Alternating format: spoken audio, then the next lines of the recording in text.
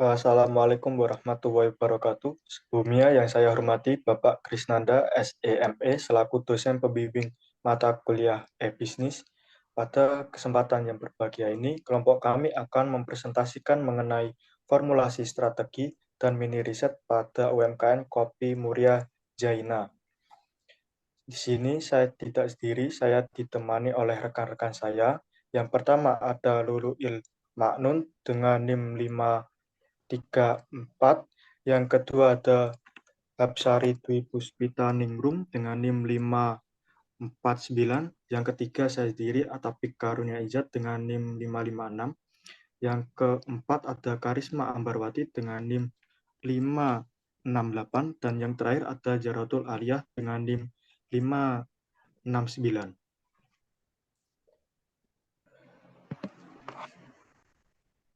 Penyampaian materi yang pertama akan disampaikan oleh rekan saya. Baik, sebelum pembahasan ke formulasi strategi, kita bahas dulu apa itu manajemen strategis. Pada dasarnya, manajemen strategis ini untuk menentukan tujuan atau maksud suatu perusahaan. Kemudian, perusahaan memilih cara atau strategi yang terbaik untuk mencapai tujuan tersebut dan memenuhi tujuan tersebut dalam jangka waktu atau periode tertentu. Nah, ini termasuk pembuatan pernyataan visi dan misi serta tujuan pada perusahaan. Next. Nah, pada proses manajemen strategis ini melalui 3 tahap. Yang pertama itu formulasi strategi, yang kedua implementasi strategi, dan yang ketiga evaluasi strategi. Yang pertama, formulasi strategi ini suatu perusahaan harus menentukan dulu apa itu visi dan misi perusahaan tersebut. Nah, dari visi dan misi serta tujuan tersebut, perusahaan dapat mengidentifikasi analisis internal, yaitu kekuatan dan kelemahan, dan analisis eksternal, peluang dan ancaman, atau yang biasa kita sebut itu analisis SWOT. Nah, dari analisis SWOT tersebut, muncullah isu-isu strategis utama yang harus diidentifikasi. Nah, setelah isu-isu strategi telah diidentifikasi, perusahaan dapat mengevaluasi pilihan yang ada dan memilih strategi utama dan mana yang akan diterapkan pada perusahaan. Nah, tahap yang kedua itu implementasi strategi. Nah, ini merupakan penindaklanjutan dari formulasi strategi. Tahap ini itu merupakan penerapan strategi yang telah dipilih perusahaan tersebut. Nah, yang ketiga, evaluasi strategi. Ini merupakan mengevaluasi kinerja strategi yang dipilih. Apakah strategi yang diterapkan ini sesuai dengan kriteria pilihan dan dapat mencapai maksud dan tujuan perusahaan. Next. Selanjutnya akan disampaikan oleh rekan saya, kepadanya dipersilakan. Ya, selanjutnya saya akan lanjutkan mengenai analisis internal. Analisis internal sendiri dilakukan untuk memberikan gambaran rinci kepada manajer mengenai efektivitas strategi, yaitu memahami kekuatan dan kelemahan perusahaan. Kegiatan utama dalam analisis internal sendiri yaitu meliputi satu, ada logistik masuk. Apa sih yang dimaksud dengan logistik masuk itu? Yaitu aktivitas yang terkait dengan perolehan, penyimpanan, dan penyebaran input. Yang kedua, ada operasi. Operasi sendiri yaitu aktivitas yang terkait dengan transformasi input menjadi produk akhir. Yang ketiga yaitu ada logistik keluar, yaitu aktivitas yang terkait dengan pengumpulan, penyimpanan, dan pendistribusian produk ke pedagang, grosir, pengecer, atau langsung ke pelanggan. Yang keempat yaitu ada pemasaran dan penjualan, yaitu aktivitas yang terkait dengan mempromosikan dan menjual produk serta layanan. Yang kelima yaitu ada layanan yang berkaitan dengan aktivitas, yang berkait dengan penyediaan layanan, pra atau purna, jual untuk meningkatkan atau mempertahankan nilai produk.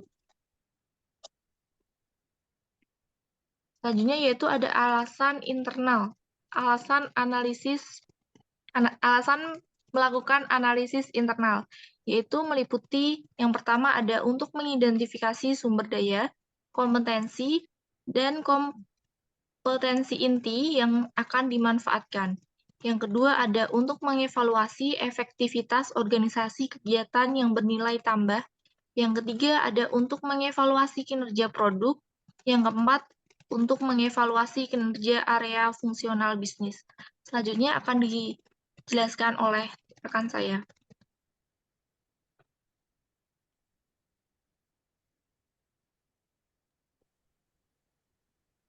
Lanjutan dari analisis internal, rantai nilai e-bisnis adalah nilai tambah yang dapat diperoleh dari keterlibatan dalam e-bisnis dan e-commerce ditentukan oleh sejauh mana berbagai aktivitas rantai nilai suatu perusahaan saling terhubung dengan pemasok, mitra, dan pelanggan, sehingga memfasilitasi aliran informasi bisnis secara simultan di sepanjang pasokan.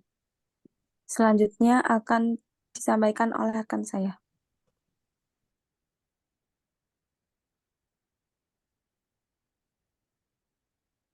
Selanjutnya, analisis eksternal. Analisis eksternal yang pertama ada ancaman pendatang baru dalam industri. Ancaman pendatang baru dalam suatu industri mengacu pada kemungkinan penurunan profitabilitas perusahaan yang sudah ada sebagai akibat meningkatnya persaingan yang baru. Yang kedua ada kekuatan tawar-membeli. Kekuatan tawar pembelian merujuk pada kemampuan pembeli untuk mengaruhi harga dan kondisi pembelian, seperti persaingan pasar dan permintaan barang dapat mengaruhi berapa besar kekuatan tawar pembelian. Yang ketiga ada kekuatan tawar-menawar pemasok. Kekuatan tawar pemasok mengacu pada kemampuan pemasok untuk mempengaruhi kondisi pembelian seperti harga dan persyaratan lainnya. Yang keempat ada ancaman produk atau jasa pengganti. Ancaman produk atau jasa pengganti merujuk pada kemungkinan konsumen beralih ke alternatif yang dapat memenuhi kebutuhan atau keinginan mereka. Yang terakhir, intensitas persaingan di antara perusahaan-perusahaan yang bersaing dalam industri. Identitas perusahaan dalam industri dipengaruhi oleh beberapa faktor seperti harga, inovasi produk, loyalitas pelanggan, dan strategi pemasaran. Perusahaan cenderung bersaing lebih intensif dalam lingkungan di mana perusahaan harga sering terjadi, produk mudah diganti, atau pelanggan memiliki banyak pilihan. Selanjutnya akan dilanjutkan oleh rekan saya.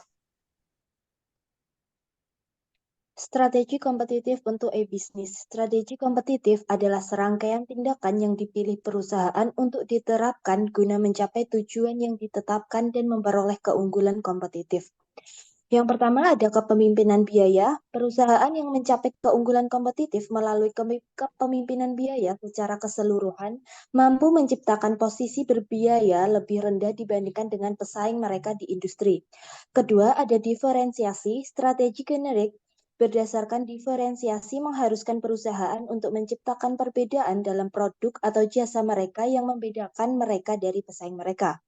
Ketiga, ada fokus. Strategi fokus adalah ketika perusahaan memilih segmen pasar untuk menargetkan penjualan produk atau jasa mereka daripada membidik banyak pasar atau keseluruhan pasar. Next. Referensi dari materi ini yaitu diambil dari buku Cambay 2006, Introduction to a Business Management and Strategy. Mini riset Kopi Muria Jaina. Profil perusahaan atau profil usaha. Kopi Muria Zaina berdiri sudah cukup lama, dimulai dari usaha keluarga yang kemudian dikembangkan oleh penerus saat ini yaitu Pak Rido. Awal perkembangan Kopi Muria Zaina dimulai tahun 2019. Pak Rido mulai mengikuti seminar-seminar dan pelatihan yang berkaitan dengan pemasaran dan pengolahan biji kopi. Pemberian nama kopi Muria Zaina yang diambil dari nama Ibu Zainab yang awal memulai usaha keluarga ini. Setelah mengadopsi e-bisnis dalam usaha beliau, kopi Muria Zaina semakin berkembang dan dikenal. Saat ini sudah memiliki 3 karyawan dan banyak seller. Selain itu juga sudah mengeluarkan banyak varian rasa kopi dan sudah memiliki 2 brand yaitu kopi Muria Zaina dan Alia. Untuk kopi Muria Zaina, target pasarnya menengah ke atas, sedangkan Alia menengah ke bawah. Kopi yang digunakan adalah kopi dari lahan pribadi yang dipanen setiap tahunnya dan berfokus di biji kopi yang sudah merah.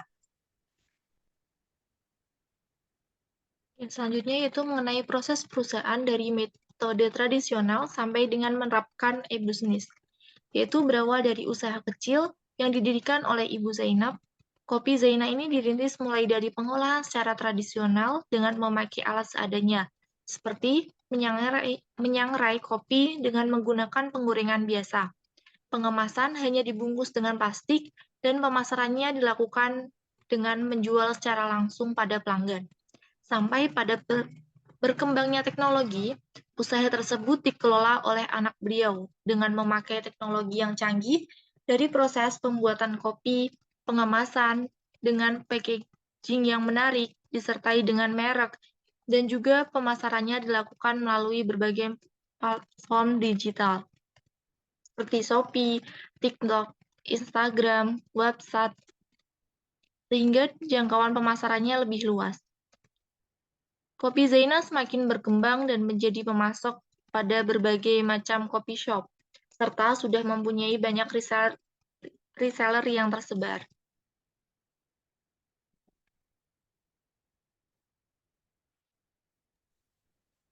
Berikutnya tantangan yang dihadapi oleh Kopi Zaina. Pada manajemen sumber daya manusia, yaitu kurangnya karyawan serta minimnya pengetahuan karyawan dalam hal menggunakan teknologi. Pada aspek manajemen produksi, Kopi Muria Zaina selalu menjaga kepercayaan serta kepuasan konsumennya dengan selalu menjaga kualitas serta mengeluarkan berbagai varian baru. Selanjutnya, manajemen keuangan. Kopi Muria Zaina sempat mengalami kerugian karena terdapat oknum yang mengatasnamakan nomor rekening owner. Dan manajemen pemasaran, meskipun Kopi Zaina telah memiliki berbagai akun media sosial, namun mereka masih belum optimal dalam pembuatan konten dan editing video.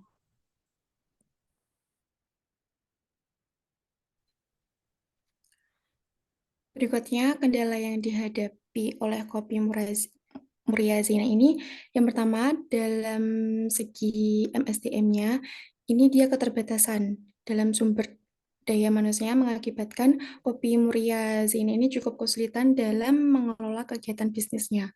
Keterbatasan tersebut ini mencakup perekrutan dan pelatihan karyawan yang berkualitas. Nah, sedangkan manajemen produksinya ini, karena SDM-nya yang terbatas tadi, produksi kopi menjadi kurang optimal jika ada pesanan banyak, dan ketika musim hujan ini, proses penjemuran kopi menjadi terhambat dan semakin lama. Kemudian manajemen keuangannya ini masih menggunakan manual, termasuk dalam hal pendataan penjualan. Sedangkan manajemen pemasarannya ini kurang optimal, seperti keterbatasan kopi Muria Zaina dalam pembuatan konten dan editing foto produk yang menarik. Selanjutnya akan disampaikan oleh rekan saya.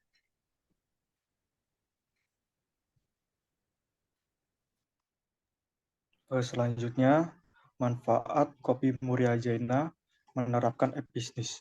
Meskipun masih ditemui tantangan dan juga kendala, namun Bapak Ridho mengaku bahwa dengan menerapkan e-bisnis dalam usaha kopi Muria Zaina banyak berdampak positif. Berawal dari postingan yang menampilkan kopi Muria di gelaran event-event baik di Kudus maupun di luar daerah. Pak Ridho juga aktif dalam menjalin relasi dengan pelanggan dari berbagai daerah. Dengan ilmu seadanya dalam pembuatan kopi bubuk tradisional, kopi Muria Zaina dapat bersaing hingga ke luar kota Kudus.